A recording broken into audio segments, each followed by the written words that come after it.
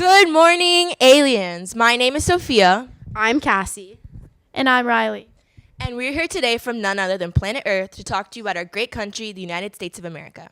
Many have defined America as exceptional, but what does that mean, Cass? Well, American exceptionalism is the idea that the United States differs from all the other countries. We differ in the fact that we were built on principles and ideals and not necessarily conquest. Anything to add, Rye? Of course. America's full of a great wealth of resources with various terrains, which makes America unique among most other countries in the world. The American mix of culture that we have going on here makes us, in some ways, a melting pot. We have so many different people and cultures, and we're all different, and we're united in our diversity. Today we're going to further explore what makes America so extraordinary compared to other countries and how you can achieve this in your home planet too. Now we're going to turn it over to Caleb Lemon, our historical document analyst.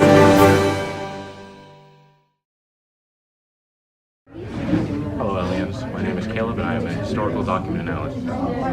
We Americans have written many documents in our history that define us as a nation. I would like to share a few of them with you. Very important documents to us Americans would be common sense, because it was one of the first things to spark the ideas and virtues we hold dear to us. An early American named Thomas Paine wrote the book named Common Sense, and this book influenced many Americans to adopt the ideas of individuality and self-government, which is a very important virtue in America. During a very conflicted time in America, where many people were struggling to define it as a nation, Paine wanted to define America as independent. Thomas Paine was a patriot and wished to inspire other Americans to be patriots that believe America could be a strong and independent nation that could thrive without the harsh ruling of bravery. Due to this document, many of those loyal to Britain began to believe in the strength of America, and many of those loyal to America just strengthened their loyalty. Americans such as Paine rebelling against Britain shows that anyone who believes in themselves and sticks to their ideas and morals deserve to be independent from superior powers. In Thomas Paine's Common Sense, there is a line, "Give me liberty or give me death." This quote shows that American virtues are so important to Americans that they would rather die than live without them. A famous extra. Cassie, wake up! What? Riley, what? The aliens are here. Riley, I was having a dream. Did someone say I have a dream? Like Common Sense, the I Have a Dream speech has influenced many Americans on the identity of America. This speech was made during another conflicted time known as the Civil Rights era, where a minority group in America was trying to undo the years of oppression and discrimination done onto them. This speech was made by an African-American freedom fighter named Martin Luther King Jr., who hoped to change the minds of many Americans, and his love for America and the people who lived in it inspired him to make this speech so that they could live in peace together. This quest for freedom for a group of people who were thought of as inferior shows how anyone who lives in America can stand up for themselves and demand equality. As a country, we hope that the fight for freedom those people face can inspire others to stand up against the injustices in their countries and fight for the rights they deserve. The fight may be hard, but it can be achieved. I have a dream will be the line. I have a dream that my 4 little children will one day live in a nation where they will not be judged by the color of their skin, but the content of their character.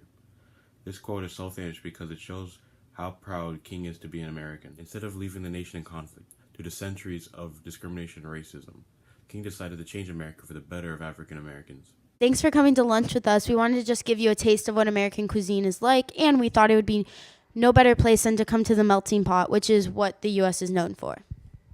Wait, why is it called the melting pot again? Here you guys go. Thank you. Were you guys talking about the melting pot? You know the United States is called the melting pot, right? Yeah, but why? You know, I was just researching that the other day. Ellis Island was established in New York in 1892 and is known as one of the nation's busiest immigration centers. Approximately 5,000 to 10,000 immigrants would come to the station daily. About 40% of people living in the United States today can trace their ancestors' arrival to Ellis Island. Though it's not open today, people can still tour this building and processing center in a museum-type setting. This artifact serves as a symbol of America's great diversity. In contrast to other countries, people in America are all from different cultural and ethnic backgrounds, including religious backgrounds. In fact, you can drive down a street in the United States and you'll pass by a church, a mosque, and a synagogue all in one. Your coworker can be from India and your neighbor can be from China. That's the beauty of our nation, and that's what we wish for other nations, for them to have a wide acceptance of freedom and diversity. Everyone in America is different, everyone is equal, and everyone is free, and that's why we are called the melting pot. And the home of the brave. Hey guys, we were just singing the national anthem. Yeah, you know, we're a very patriotic country, so the national anthem, all this stuff, it's very important to us, and it's a lot about who we are. Wait a second. Wasn't Riley just talking about this the other day? I think she was. Well, Riley's going to come over here. Let's pass it on to Riley and see if she can tell us more about the Star-Spangled Banner and what it means to us. Go. Hi, I'm Riley, and I'm going to be discussing the Star-Spangled Banner. The Star-Spangled Banner became the national anthem on March 3, 1931. It was written by Francis Scott Key. He was inspired to write them after he was taken by the British and he witnessed the bombing of Fort McHenry. He saw the flag still standing despite the battle and violence surrounding it. He realized the brave Americans had won. The universal significance is that it shows our unity as a nation, which is what makes countries successful. It is a national song that represents our country and its people. It discusses the history and traditions of the American people that got us to where we are today. We want other countries to understand that through hope, courage, and strength, you can create something great, similar to the success seen in the United States. Okay, go. Success. These lyrics make you visualize the flag standing in the midst of the bombs. It is a symbol of triumph over all adversity. We're gonna be late. We have a car.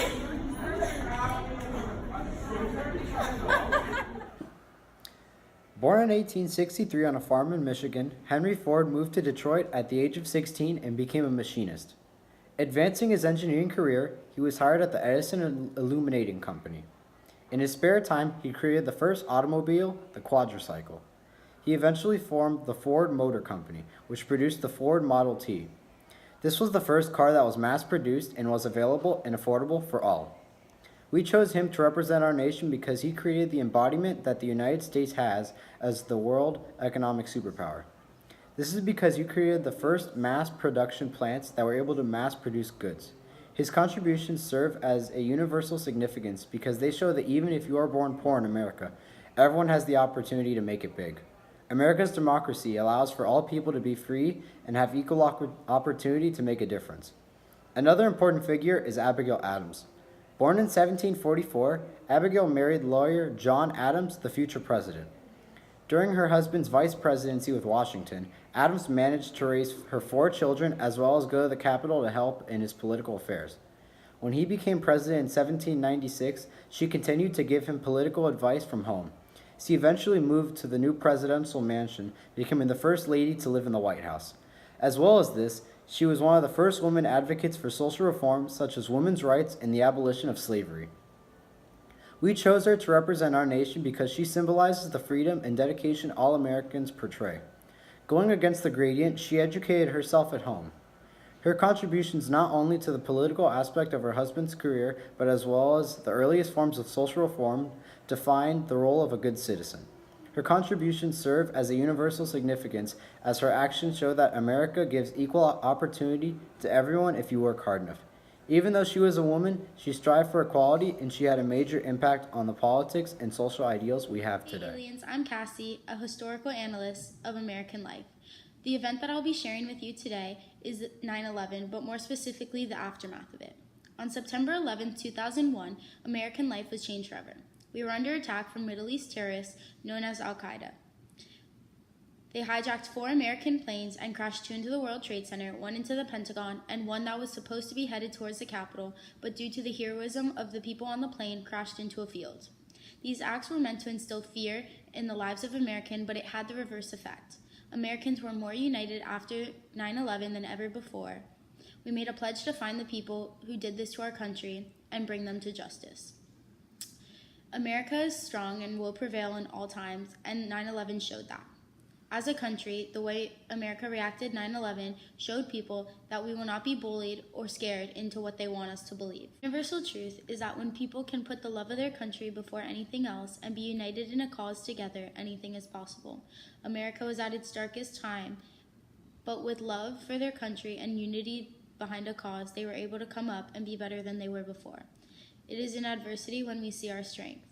Hi aliens, my name is Brandon, and an important development in our world is how our United Nations keep peace. United Nations peacekeeping was developed in 1945, shortly after the Second World War. America was not initially part of World War II, but as Americans, we have always found a way to do what was right. We noticed a political leader abusing his power and trampling over smaller countries. Therefore, we stepped into the fight, along with other countries, to aid the smaller countries and to end this world crisis. The UN helps countries navigate the difficult path from conflict to peace.